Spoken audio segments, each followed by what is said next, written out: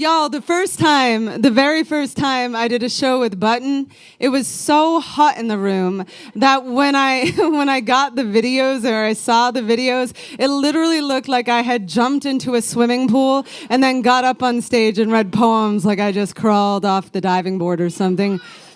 And tonight, so when I was coming here tonight, I thought, God, I hope it's not hot. And look, look what happened. Although it seems to have warmed up just a tiny bit. Is that just because I'm on stage? Are you all warm? Some of you are wearing those, Midwest jackets that are, they look like sleeping bags, which is like its own, pickup line. Thank you for being here. I love this city. This is the first place I ever had a panic attack on the microphone, so whenever I come back here, I just keep waiting for it to happen again, which it might, and that will just be its own visual art. I'm going to attempt to start gently and then move on to screaming about Trump.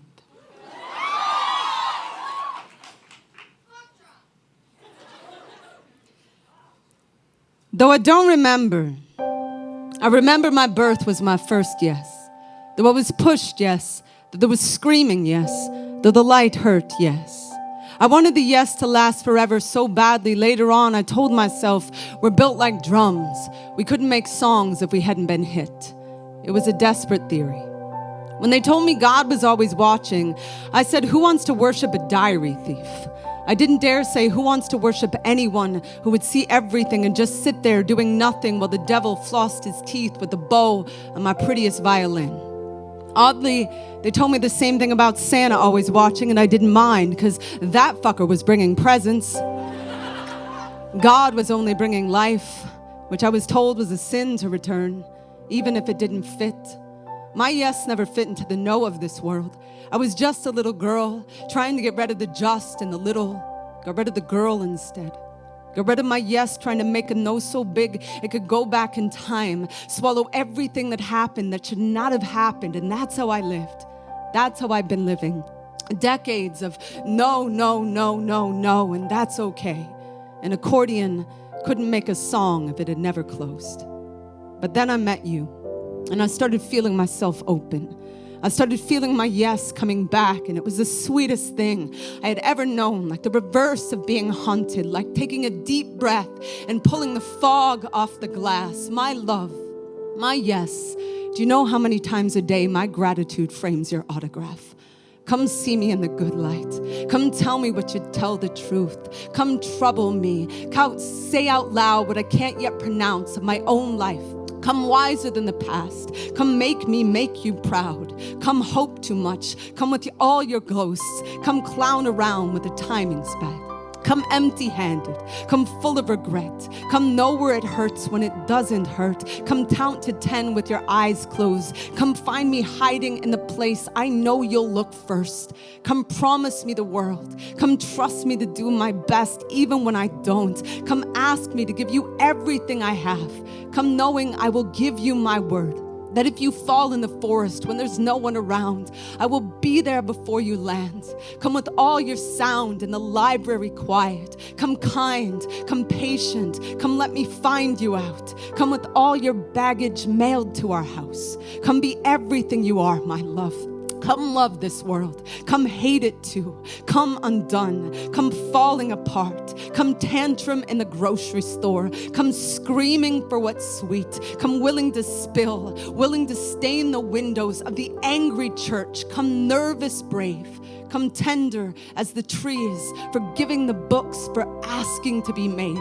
Come with all your beauty, leaving evidence behind, your fingerprints all over, the thing that changed my mind, that made me better than I was. Come love, make me better than I was. Come teach me a kinder way to say my own name. Come knowing I, like everyone, have had my own blood on my hands. Come help me to a gentler truth. Come share my parachute. Come let me share your storm. Come hush the weatherman when he calls it bad weather. Come light as a feather on the bird that stuck around just to see the snow. I used to drive along the coast of Maine, searching for the fog. Come with me to where the sea lifts up into the sky just to slow us down. Come make it count, our finding each other like we found God. Come root for the salt. Come believing we can heal it all, even everything that has ever been done. I know how much the pain of this world weighs, but I can still tip the scales in light's direction whenever I have your name on my tongue. Whenever you say love is a ladder to our highest selves, I say, may our falling be the most beautiful climb. May the rungs of the ladder shine on our hands in the good light and in the lightning strike. My love, come become beside me till I find your first silver hair in our tub, till I find your last silver hair in our tub. Come love, come love, come love. Thank you. If you're not into love, this isn't the show for you. Ever since I wrote that poem, I never get invited to a wedding without being asked to read it, even if it's a straight wedding. I tell my straight friends that marriage is for gay people now. And they just keep doing it.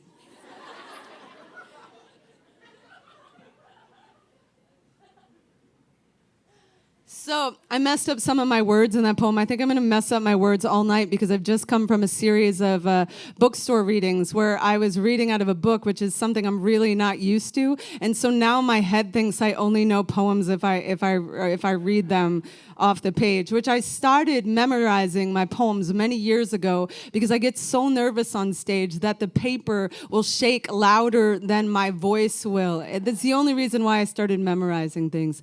I don't know if you can tell, but I got this bruise on my face from walking into a swinging dryer door. And when I did it, I tried to cover it up a little, with my makeup and stuff. So, but when I got it, what it looked like was that I had a mustache, a bruised mustache, just on one side of my face, which I felt like perfectly captured my gender, to have a mustache just on one side. So I might try to figure out how to make that happen without hurting myself. I wrote this next poem after I had visited Sweden, and in Sweden, they have a national gender-neutral pronoun. It's spelled hen, which, like chickens over here. I love the idea of genderqueer chickens, and I wrote this poem. Yep.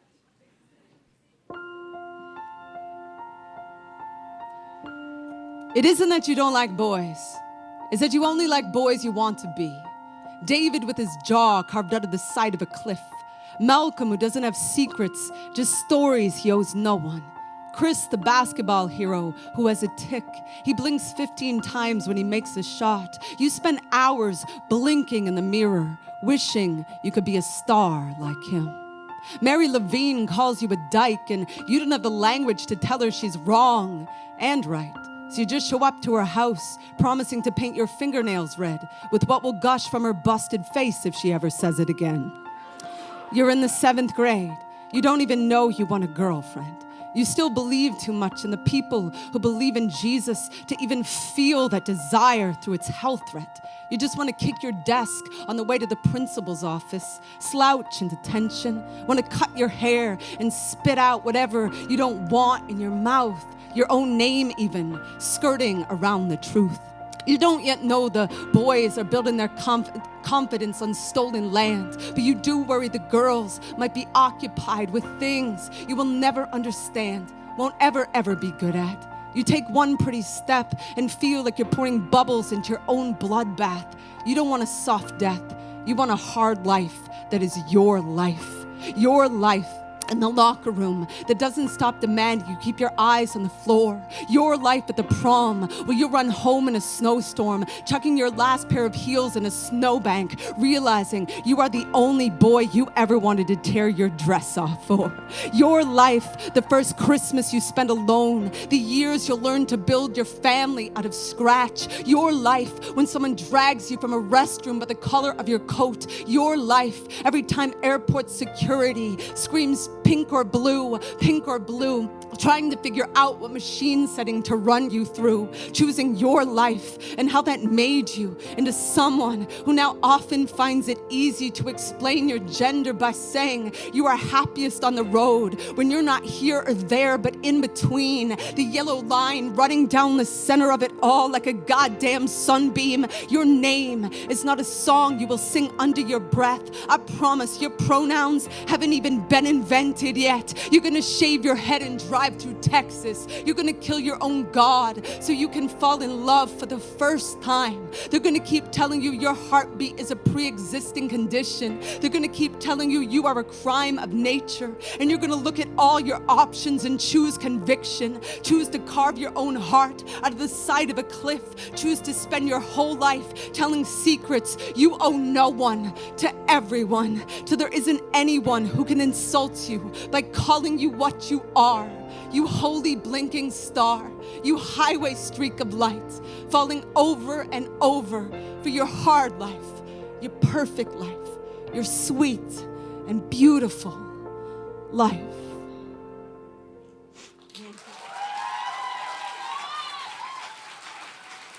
Thank you so much. So all the poems that I'm reading tonight are from this book. I'm just, some of them are memorized.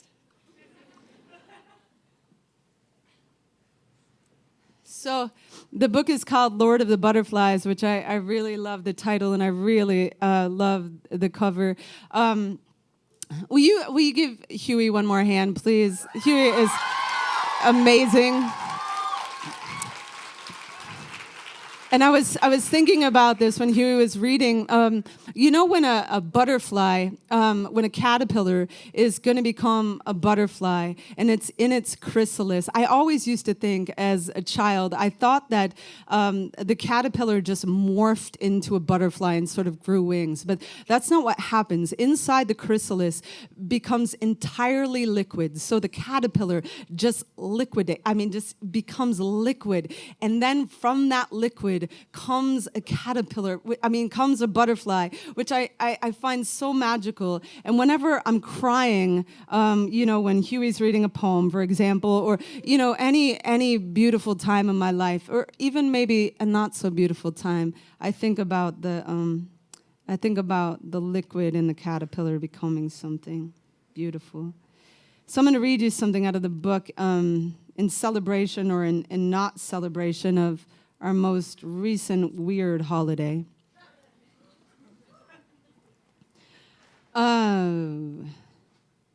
This poem is called Thanks Taking. Before the animal sanctuary, where I hugged a turkey, feathered angel nuzzling under my chin, before I knew turkeys love to be hugged, before I was old enough to volunteer to serve meals at the church, before I heard the preacher's wife scold a man without a home for not being grateful enough, before I was queer enough to notice my name left out of a prayer, before I got the scoop on what really happened at Plymouth Rock, before I learned the word genocide, before I knew enough to be devastated that I'd once asked my friend how her family celebrated Thanksgiving on the reservation, before we marched the streets closed, before I held hands with a crying 5-year-old running from riot cops throwing tear gas, before we shut down the parade anyway, carrying signs that said thanks taking. It was my favorite holiday. I cut paper bags into pilgrim clothes and put on Mayflower living room shows. I grabbed the wishbone with both hands and won the wish every year. I ate potatoes, my favorite, from morning until midnight. I don't remember another day. My family was so happy. My mother could still stand on her head back then. And I'd laugh the stuffing out of my nose, her feet shooting to the sky like a toy arrow, her face red as a beet. I hated beets and never had to eat them on Thanksgiving. It was the best day, I was thinking. Last summer, roasting marshmallows with my parents in the backyard of my home, the flames like arms reaching to beckon us closer to each other when my mother, casually, like it was nothing, said her father, who I knew she had loved more than life, who I knew had died when she was still a kid, had died on Thanksgiving. A fact I'd never known all those years. What I'd called the best day had been the anniversary of her very worst day. My God, I thought. How many times did she sneak into her bedroom to take his photo out of the drawer? How many times did she try to catch her reflection in the window to make sure her mascara wasn't bleeding down her cheeks? Have I ever since, and will I ever again, know a generosity so wide as her smile all those years? How wildly she clapped for my joy, that whole slaughter of a day she gave to me. Her tiny pilgrim, giddy with having no idea what I had to be grateful for.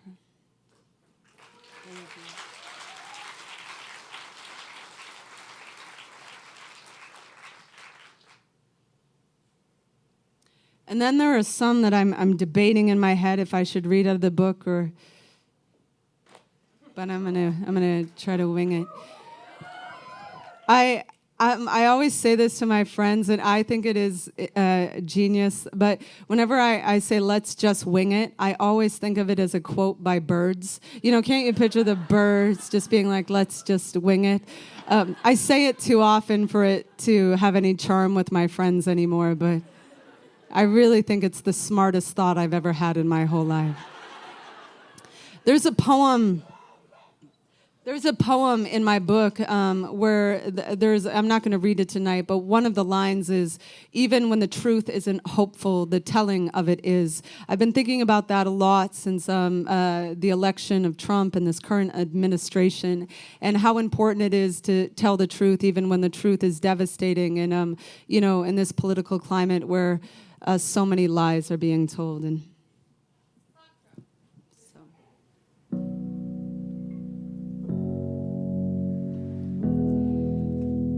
mostly because of dying stars, scientists say space smells like barbecue and gunpowder, which is to say space smells like the United States.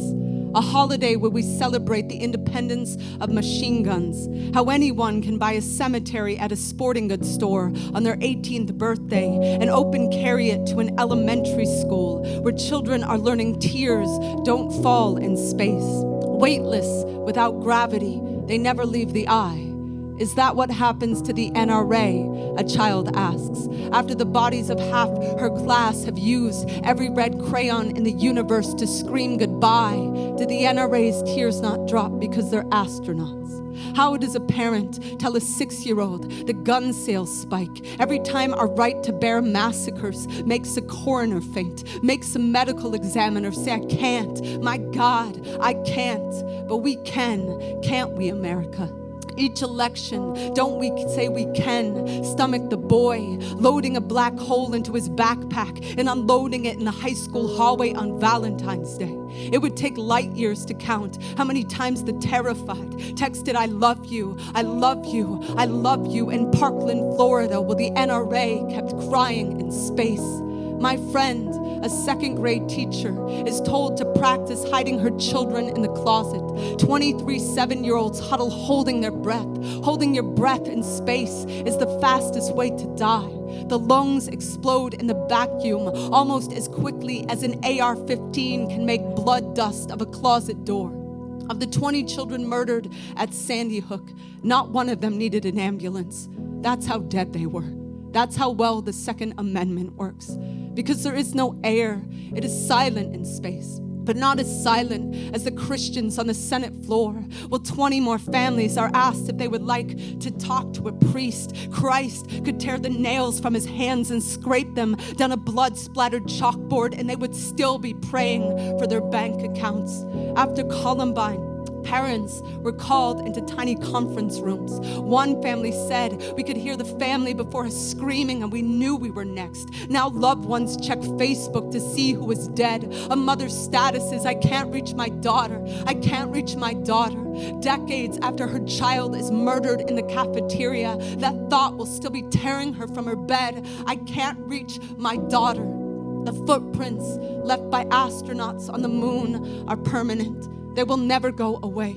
Like the grief of a father identifying his son by his shoes because the rest of his son's body was out lobbied by suits whispering into the ears of Washington. This is what America means by freedom and justice. The names of our cities becoming synonymous with babies being buried like seeds in the greed gardens of the wealthy. But you should know, your teacher was a hero, we say.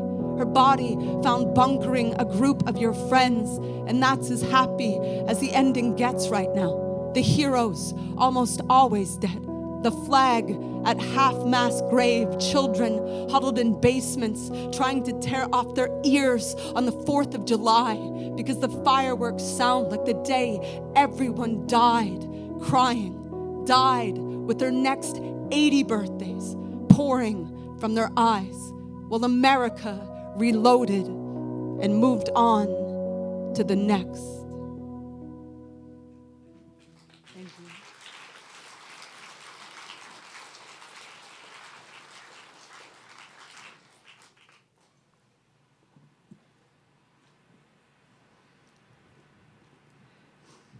I think I've written about panic attacks in every single thing I've ever put out.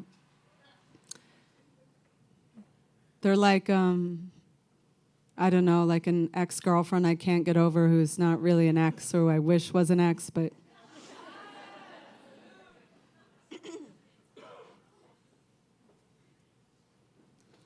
This next poem is called Ode to the Public Panic Attack. It's another one I'm not quite sure I know the words to, but if I forget the words, it will incite a panic attack, and then... we could just make it a whole performance, piece. If anybody wants to dance it out behind me, you're welcome to. Somebody took me up on that once, and it was really awkward.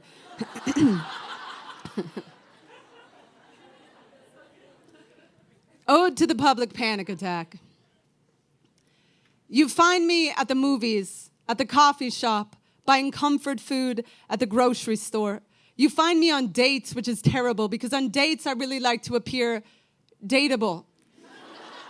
You found me at Disney World, in line for the Little Mermaid slow-moving clam ride. You found me at parties so often I stopped celebrating my own birthday. You found me on an airplane, and then in the arms of a medic when the plane stopped on the runway to let me off. Don't worry, the medic said. It's just a panic attack. As if that would come from me, to know I am the enemy, my body its own stalker. Last week, you found me on stage, and a friend in the audience said that was as awkward as watching a goat give birth in a mall. I think every good artist likes to make their audience uncomfortable. I'd hope to do it with my politics and not my body flailing like the about-to-be dead girl in a teenage horror flick, my own spine curling into the claw that strips me down to my day-of-the-week panties, and it is always doomsday.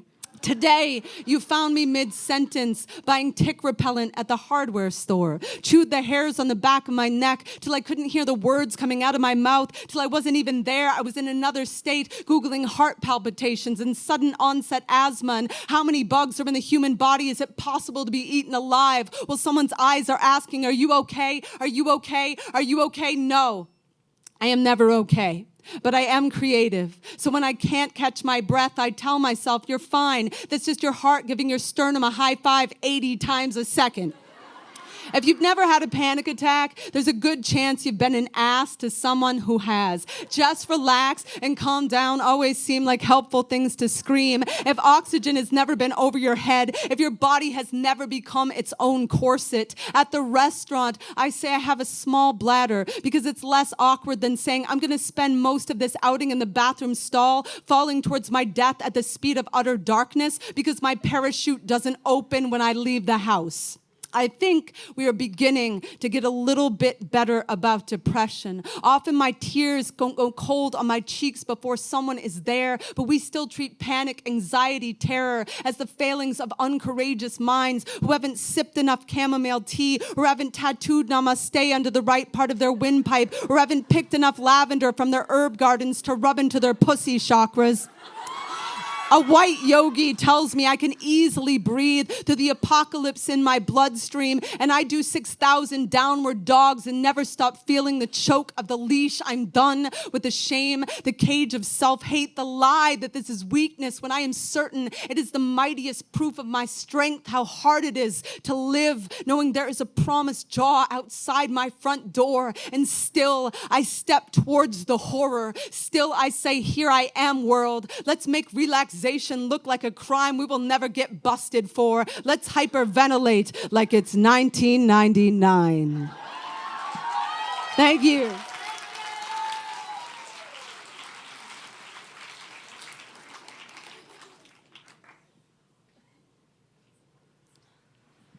Yeah, so I was at the National Poetry Slam here in Minneapolis many years ago, and I was on stage, and I thought I was having some sort of acid flashback. I didn't know what was going on. It was my very first panic attack. It was so scary. So I write a lot of, should I have said that? Is my mother watching? So I write a lot of long poems, but there are a number of short poems in this book, and I'm just going to go through and read some of them to you, all right? I don't think that you need to applaud in between, but if you wanted to just go wild with applause in between each one, you could.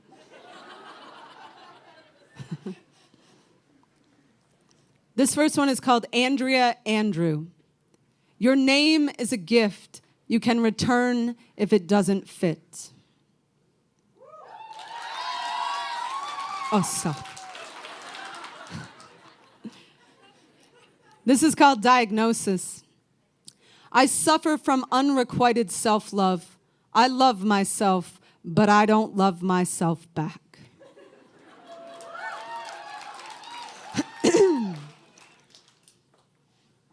And there are some definitions in the book. You know, they're shaped like definitions that I don't really know how to explain it. This one's called white feminism, a noun.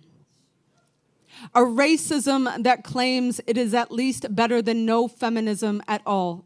Like at least Hitler was a vegetarian. Like we could actually get comfortable being the uneaten animal in the lap of the man making lampshades out of human skin.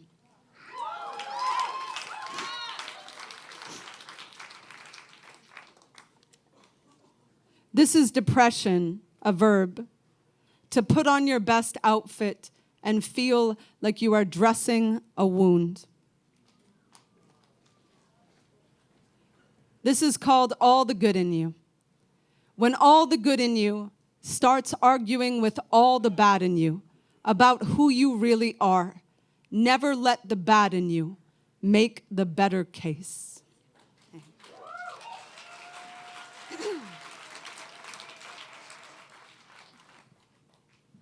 So that poem sort of leads into this next one. This poem was inspired by Sonia Renee and The Body Is Not an Apology. Have you all heard of The Body Is Not an Apology? It's really amazing movement, and it's a book now, and it's all about radical, unapologetic self-love. And this poem is called Boomerang Valentine.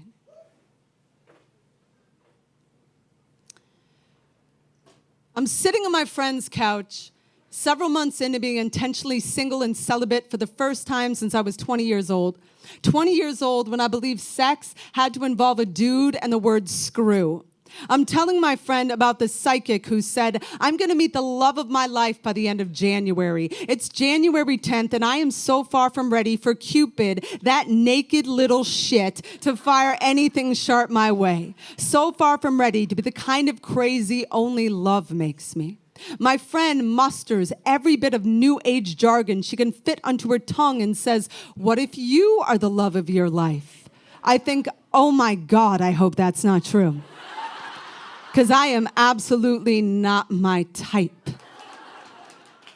But let's say for a moment I am. Let's say I am my dream boyish, girlish boy, and I'm standing on my front step, ringing my own doorbell, waiting for me to answer so I can hand myself a mason jar full of water lilies I have rescued from a millionaire's Monet. Let's say I am so charmed by the radiance of my own anarchy. I invite myself in for tea, and when I'm not looking, I sneak the steam from the kettle into my pocket so the next time I am missing the coast of Maine, I can gift myself the fog. Let's say I'm not just running my mouth around an old cliche that says we gotta love ourselves. Y'all, we don't. I know I can keep getting down on myself till I'm tucked in my grave, looking up at my name carved in stone, wondering why I never knew I've been cast for the lead in my own life. When it comes to love, the only thing I'm certain of is you are the best thing that has ever happened to you, whoever you are. You're a quitter, great. There's plenty worth quitting. A sore loser, who isn't? You got no discipline? Maybe discipline is for bodybuilders and closeted gay monks.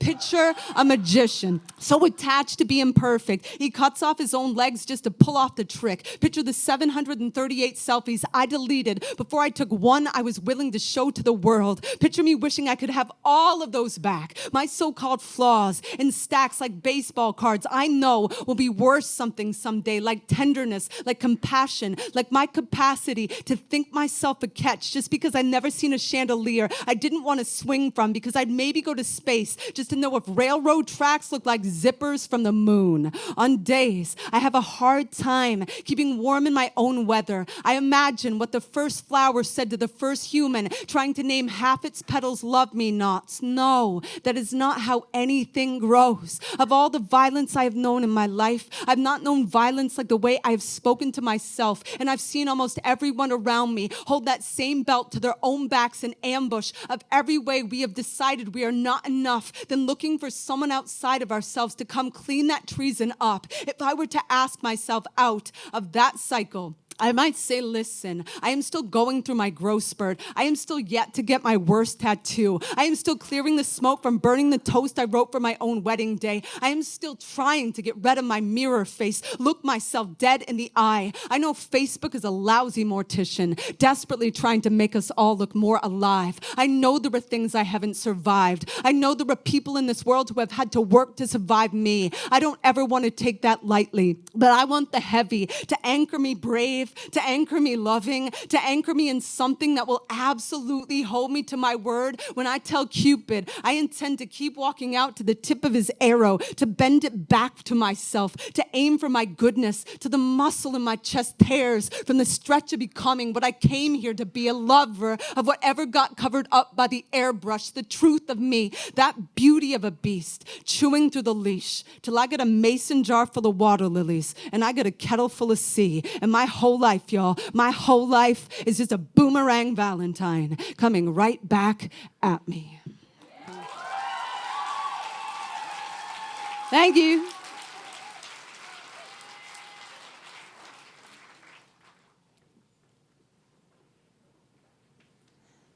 Hey, Heather, I do think I want to read this one with music. So this book is, it's very unlike me, but it's full of really happy love poems. Usually my books are full of breakup poems. But just in case there are some broken-hearted people in the audience, there are a few in here that are broken-hearted, just because I'm moody. Years ago, I wrote this really like anthemic, is that a word? It is.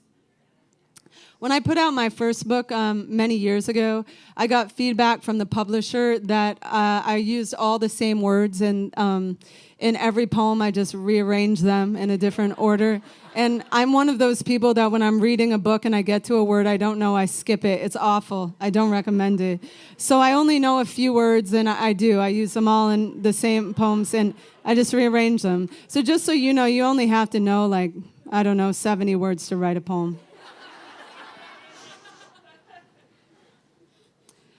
So years ago, I wrote this anthemic love poem called Honey. And the whole poem was about how my girlfriend at the time would call me honey. She was Southern, and Southern people say honey in just the best way. So that's a note maybe you don't really need to know for this poem, but...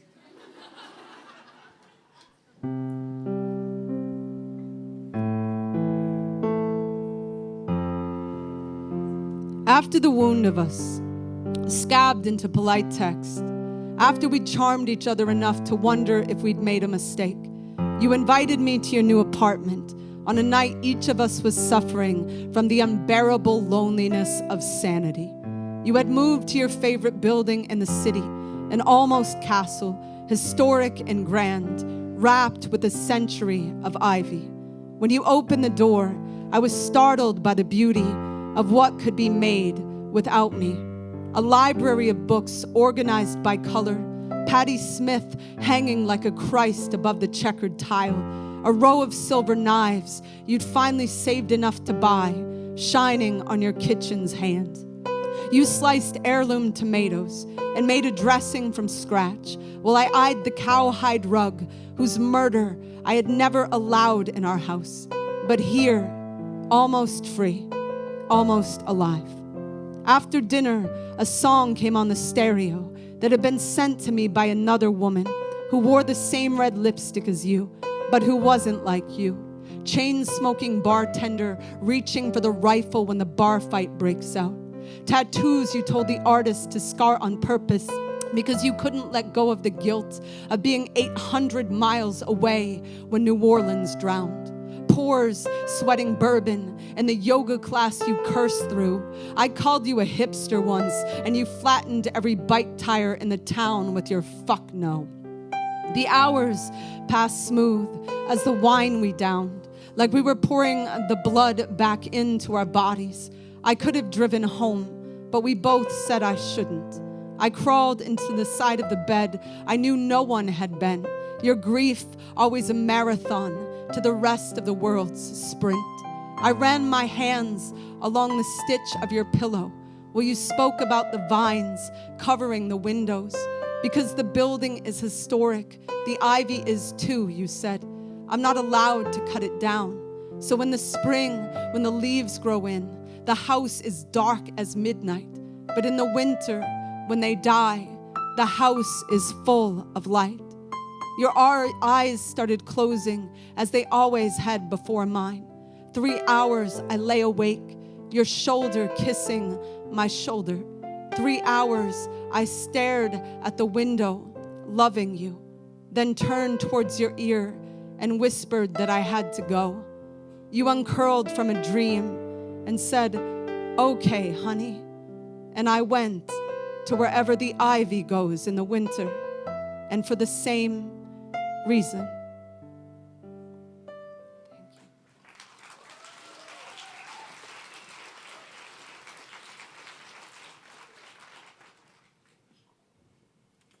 I've spent a lot of my writing life writing about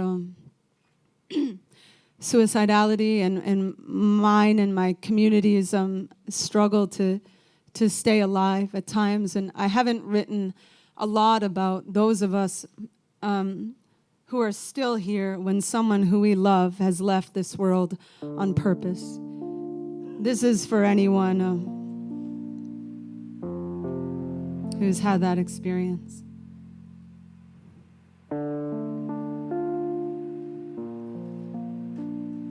In something like our mothers we grew, till red was again the color of the water, and pain wasn't something any of us could point to, because it was what it was.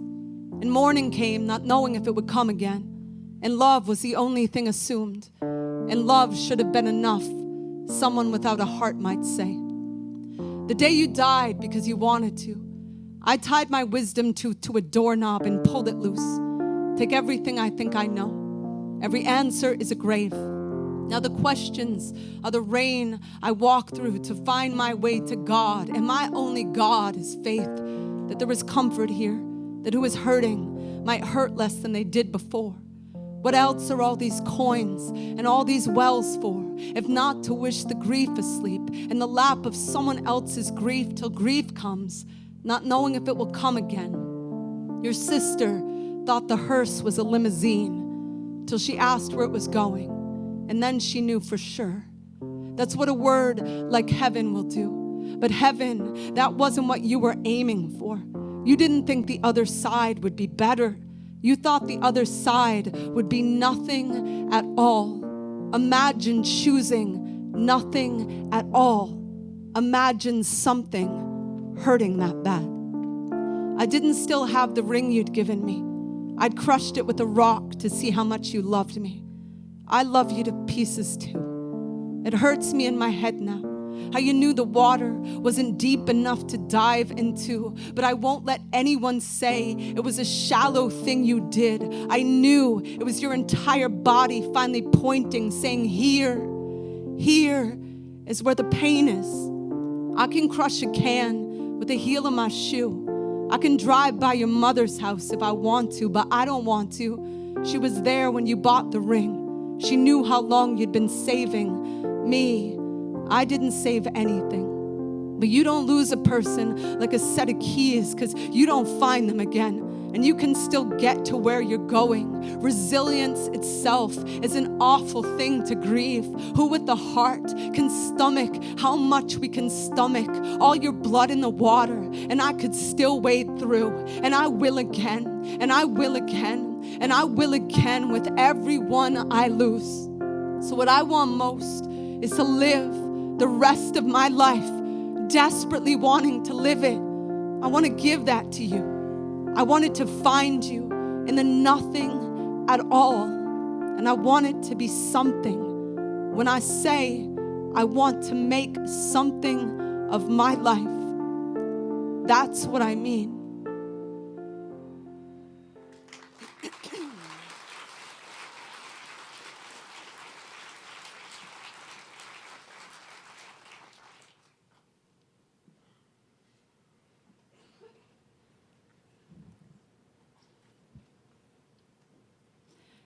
This next poem, it's funny, and I'm telling you it's funny so that you laugh. And my favorite review of this book so far, the person who wrote it was talking about having this poem read at their wedding ceremony, and I loved it because this is a poem entirely about the arguments I get into with my girlfriend. Raise your hand if you are in a relationship or have ever been in a relationship where you argue with your person or people, if you have many people. Yeah, thank you for raising your hand because, I asked the people of Burlington, Vermont that, and there were like 300 people there, and 2 people raised their hands. I don't know if it's the Birkenstock. I don't know what it is. Anyway, this is called Fight for Love. Maybe you said, wait. I wanted to tell you one more thing. What was it? Okay, I'll remember by the middle of it. And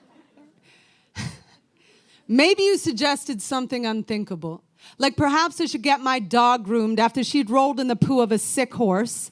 And I naturally concluded that you were the absolute worst for thinking I would subject an angel to the horror of being bathed by a blade-toting stranger. Maybe it was when you were editing my book and you said something elitist like, Andrea, you can't end every poem by repeating the last line. Or you can't put the word moon and firefly in every piece you write. And I said something like, I'd rather have a sky without a moon in it than a poem without a moon in it. Maybe it was the Polly argument. Your face going fire engine red the second I mentioned an old flame. Maybe I decided you didn't want my history to exist, which meant you wanted me to be magic. A virgin rabbit pulled out of your pretty hat, or a lady cut in half. Maybe it was when you said like 6 times in a single sentence, and I got upset about our age difference, and you said I couldn't argue for my own time-earned wisdom while throwing a 3-year-old's tantrum. Good point. Maybe it was the time I got so mad I defriended you on Facebook. And you got so mad about that, I decided you were the shallow end of the baby pool. Maybe you peed in the water to prove me right. Maybe it was the night at the straight bar when the table of men invited you to sit with them. Maybe you didn't notice their eyes drooling down your breasts. Thought Celine Dion on the karaoke machine was just bringing them to tears. Maybe it was when you suggested the bar was queer friendly because someone had asked if I was Tegan and Sarah. Maybe it was one of those nights when I was 2 people, neither of them the real me, just caricatures of my worst possible qualities. Maybe it was when we decided to start a podcast discussing all of our arguments, then got into an argument during the first 5 minutes of recording and canceled the show. But at some point it hit me. You and I are always going to fight for love. I am always going to drag my heart into the ring to call you the knockout I've been waiting for my whole life. You are always going to trigger me into rifling through my history until every ghost is hunted out. What hurt would we ever forever been hoarding in our garage? Have we never fought about your inability to park a car because the GPS stops telling you what to do when you pull into a driveway? Please run over the mailbox if that keeps me looking for new ways to send my best self to you. I am so in love with who we are, who we've been fighting to become together. I can't believe I finally adore a human as much as I adore my dog. Even when I'm in the doghouse, I know you love me so much. Thank you for telling me there's no need to open our relationship because being with me is already like being with 50 impossible people. Thank you for accepting my friend request for the 5th time this year. Thank you for screaming all the way home from that straight bar to the bed where our bodies made up while the moon flew through the window and a firefly poured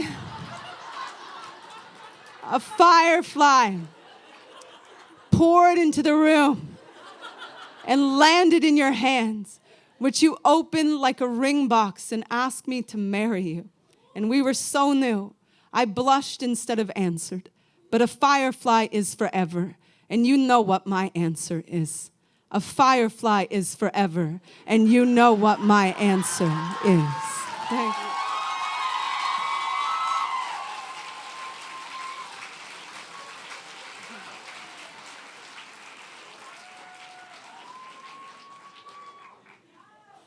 So that really did happen. We got in this really awful argument. A detail that's left out is that we were at her mom's house, and we got in this argument at the karaoke bar, and then we were arguing on the way home, and then, we got back to her mom's house and started having sex. God, anyway, we're having sex in her childhood bed. This is really awkward, but but right after, when you're in that that moment, well, I don't have to explain it. A firefly really, truly flew into the room, and it landed in her hand, and it was like this diamond, and she just opened up her hand and asked me to marry her. She is the butch one. So this next poem, I'm serious. You think I'm joking? Okay. Gender is complicated. Not that you're, I don't want to suggest you can't propose if you're femme. That's ridiculous. So this next poem is called Tincture, and And I wrote it one day. Almost all my poems are inspired in my therapist's office. And you want to hear a funny story about my therapist? Actually, I'll tell you. My therapist's name is Julie, and many years ago, I had a crush on this woman named Julie, and we were texting back and forth, and one day, I was so proud of this text. I said, "Hey, you have the same name as my therapist. I'm wondering if I could come lay down on your couch sometime." And, but I accidentally texted that to my therapist. I swear to God. And then it had been 2 weeks. It was like 2 weeks before I went in to see my therapist again. And 2 weeks later, she was just like falling over with laughter.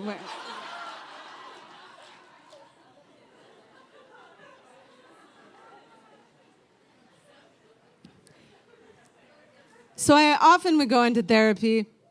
One of the things I talk about in therapy a lot is I have a chronic illness, and a lot of times it's really a struggle for me. When I'm the most sick, it's the hardest time for me to want to be alive. And one of the things that I think about when I'm really sick is I think about how much of a relief it will be someday to not have a body. Because I heard many years ago that when a soul comes into human form, that the human body just feels so restrictive to our souls. I mean, everybody believes different things, but that, you sort of feel caged in these bodies, and that there is a way it can feel liberating when you no longer have one. But then my therapist told me this thing that changed my perspective entirely, and she told me it on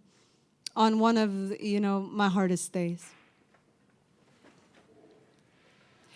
There's sort of a rule in poetry that you're not supposed to write the word soul into a poem. Have you all ever heard that? I say soul like 800 times in this poem.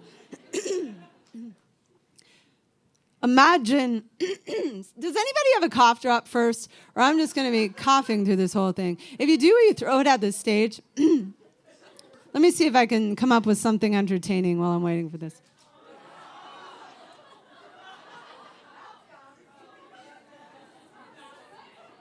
Oh, thanks. It's like making my own little pride parade, y'all are the parade, and I'm the only one in the pride parade audience. Yeah. It is always a little risky, too, because whoever threw the cough drop probably has the flu.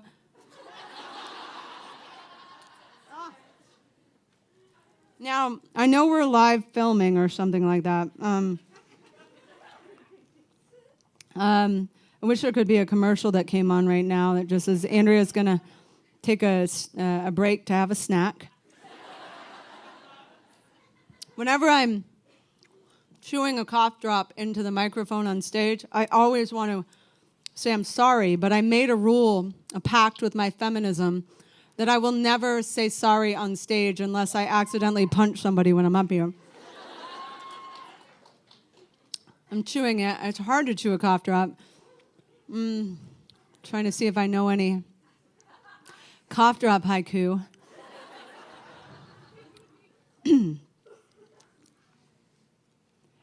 Imagine when a human dies, the soul misses the body, actually grieves the loss of its hands and all they could hold, misses the throat closing shy, reading out loud on the first day of school.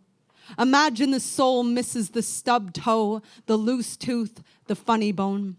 The soul still asks, why does the funny bone do that? It's just weird.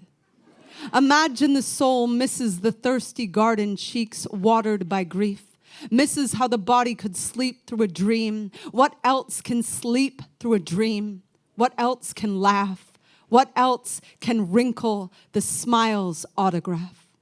Imagine the soul misses each falling eyelash waiting to be wished, misses the wrist screaming away the blade. The soul misses the lisp, the stutter, the limp. The soul misses the holy bruise, blue from that army of blood rushing to the wound's side. When a human dies, the soul searches the universe for something blushing, something shaking in the cold, something that scars, sweeps the universe for patience worn thin, the last nerve fighting for its life, the voice box aching to be heard. The soul misses the way the body would hold another body and not be two bodies, but one pleading God doubled in grace. The soul misses how the mind told the body, you have fallen from grace. And the body said, erase every scripture that doesn't have a pulse. There isn't a single page in the Bible that can wince, that can clumsy, that can freckle, that can hunger. Imagine the soul misses hunger, emptiness, rage, the fist that was never taught to curl, curls, the teeth that were never taught to clench, clench, the body that was never taught to make love, makes love like a hungry ghost digging its way out of the grave. The soul misses the unforever of old age, the skin that no longer fits. The soul misses every single day the body was sick, the now it forced, the here it built from the fever. Fever is how the body prays, how it burns and begs for another average day. The soul misses the legs creaking up the stairs, misses the fear that climbed up the vocal cords to curse the wheelchair. The soul misses what the body could not let go. What else could hold on that tightly to everything? What else could hear the chain of a swing set and fall to its knees? What else could touch a screen door and taste lemonade? What else could come back from a war and not come back, but still tried to live, still tried to lullaby? When a human dies, the soul moves through the universe, trying to describe how a body trembles when it's lost, softens when it's safe, how a wound would heal, giving nothing but time. Do you understand? Nothing in space can imagine it. No comet, no nebula, no ray of light can fathom the landscape of awe, the heat of shame, the fingertips pulling the first gray hair and throwing it away. I can't imagine it, the stars say. Tell us again about goosebumps. Tell us again about pain. Thank you.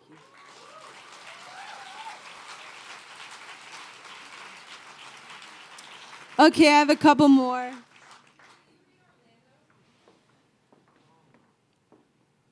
I was not planning on reading that one, but I can read that one.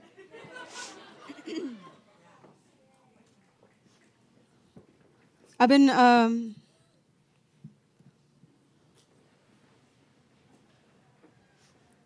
all the poems I've written in my life, it's the hardest one for me to perform. Usually when I write poems that are heavy or hard to speak, over time they get easier because they find a place to live in my body and that is a little bit comfortable. This poem has never gotten comfortable anywhere around me, and I think it's because the things that, things aren't changing. I'm not going to do it like that, just because, Heather, we don't own this music, so we can't use anything we don't own tonight, I don't think.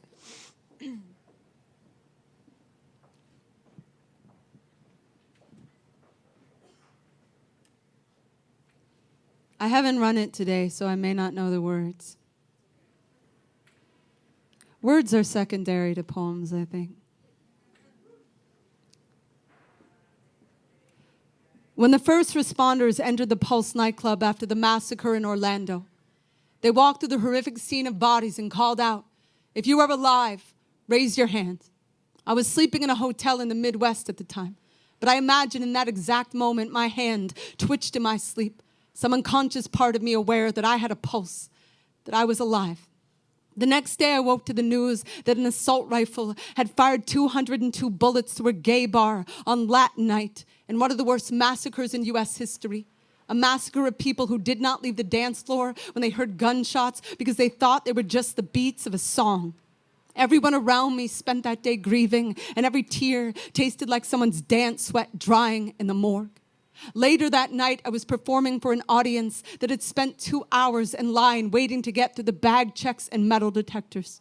On stage, I couldn't keep my hand from covering my heart. I kept scouring the club for the fastest route to every exit. I knew the person working security was in a text war and wasn't keeping his eyes on the door. I knew there was a man in the 5th row picking at the seams of his duffel bag. Every few seconds, I'd eye the balcony for the glint of whatever might aim to tear the bodies off of the spirits of the boys holding hands, or the girls with a haircut short as my temper, when rage is a decibel I can actually get to, when I'm not just grief sick and ruined, watching history not be history, watching the music not be music, knowing someone having the best night of her whole life said, "This is my favorite song," and then a rifle lifted over a bathroom stall and emptied a magazine into the kidneys of a grown man texting, "Mommy, I'm gonna die," his handprints in blood on the wall, reaching for people dying in the fetal position, people covered in their friends' blood, sobbing too hard to hide from their own deaths, people outside pushing bandanas into bullet wounds. It's true what they say about the gays being so fashionable. They're ghosts. They never go out of style. Even life, it's like funeral practice. Half of us already dead to our families before we die. Half of us still on our knees trying to crawl into the family photo. That night on stage, I kept remembering being 15 at Disney World, wearing my best friend's hoodie like it was my boyfriend's class ring. How many years it took me to just touch her face. How many years I spent praying my heart could play dead, till the threat was gone, till the world changed, till history was history, but history, it just keeps coming for the high, keeps shooting up bodies, keeps drumming up reasons to have metal detectors at poetry readings with the poems. They're just unanswered calls to people who claim they're God, or their apathy is unwilling to accept the charges. Dear God, how broke do you have to be to not buy people time to get out the door when the song goes to hell, when this world drunk on hate decides blood is wine and drinks its fill? And the only place they ever thought was safe, and the only place they thought they did not have to hide, and the only place they were wanted because of who they loved and how they loved and how they loved, till someone walked through their bodies and asked who was still alive, and hardly anyone put their hand up.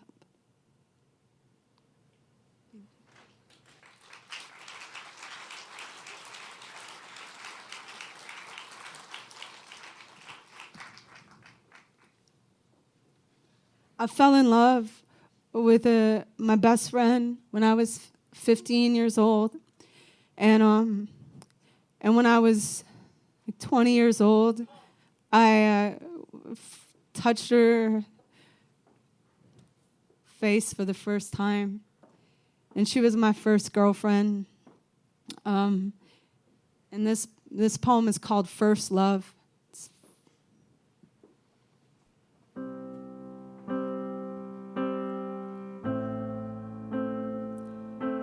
I don't think I ever really kissed any boys.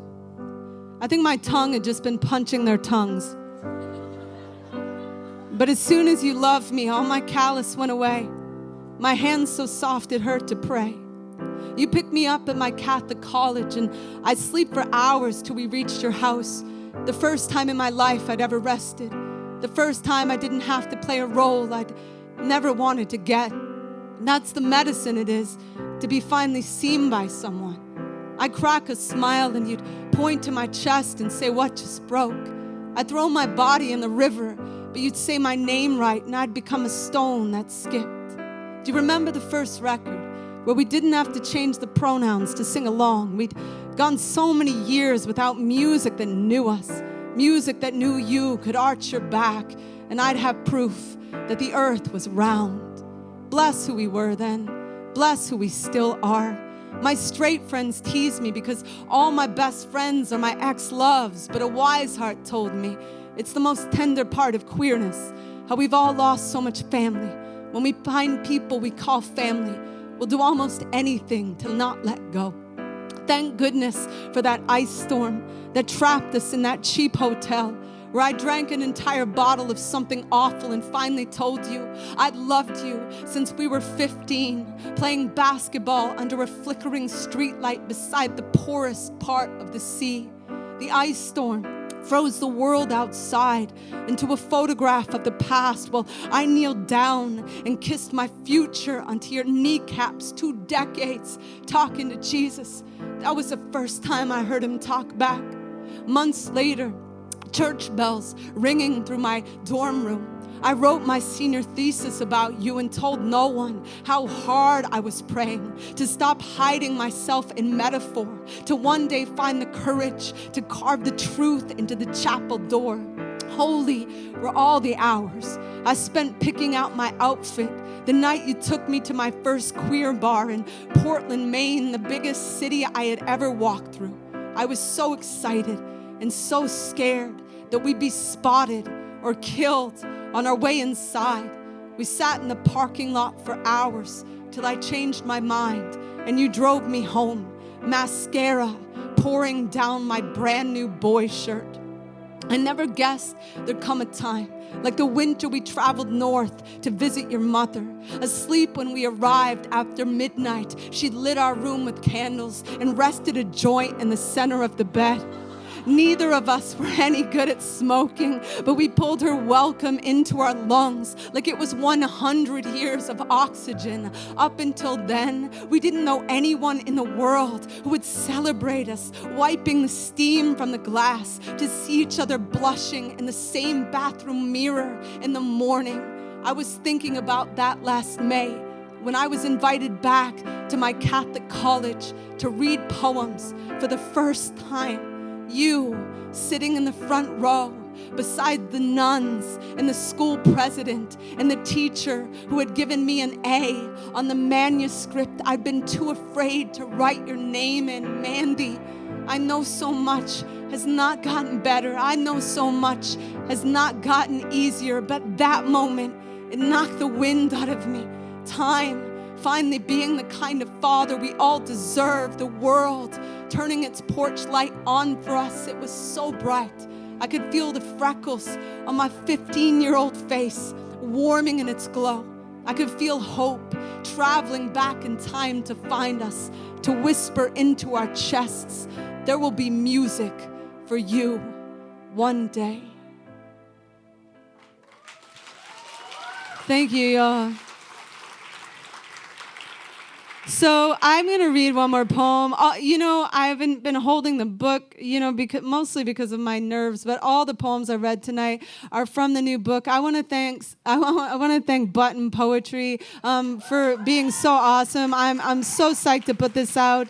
They've been amazing. They're here tonight, and thank you. Thank you so much, Huey. I can't think of somebody I would rather do a show with. And so I'm going to do something weird. The last poem I'm going to do actually isn't from the book, if that's okay. But my dog's here, and I want to bring her up for the last poem, if I can do that. Now, this can always go very bad, I want you to know.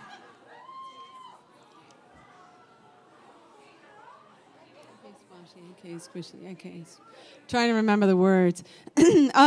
So Squash has been touring with me.